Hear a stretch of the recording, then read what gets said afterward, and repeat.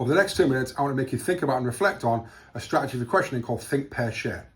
Now, Think, Pair, Share has been around for a long time and lots of you have probably used it before, but I just want to break down the certain parts of this to make sure we can do it at elite level rather than just thinking we're doing it. How can we get better at it? How can we do it in exactly the right order to get the most out of this? So, first thing to do is the think part.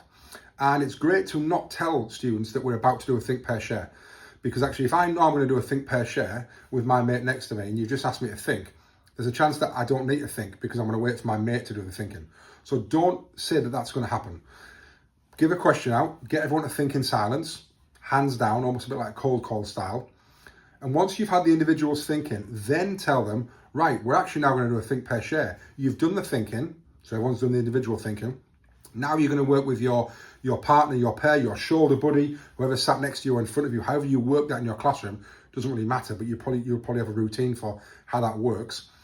Now we want you to do the pair part. Now in the pair part, what happens is we're going to discuss our answers.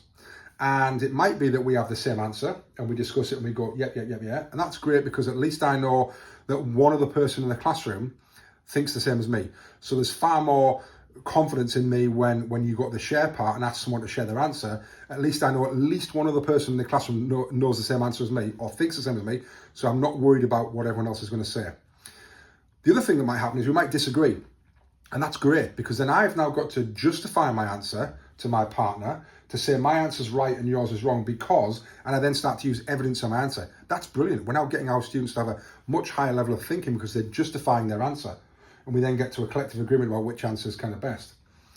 And then when we get to the share part, not only am I ready to share and I've got more confidence, we've also rehearsed our answer because we've talked it through. So when I share back, I'm probably going to give a far better answer, a far more detailed answer, a far more articulated answer, because it's already come out of my mouth and we've already had that dialogue with me and my partner, so I've almost prepared that. So that Think, Pair, Share is a very, very easy activity to do. No resources required, but it's a great way for everyone to be thinking deeply, justifying their answers, having more confidence in their answers, and practicing their answers before we share it back to the class.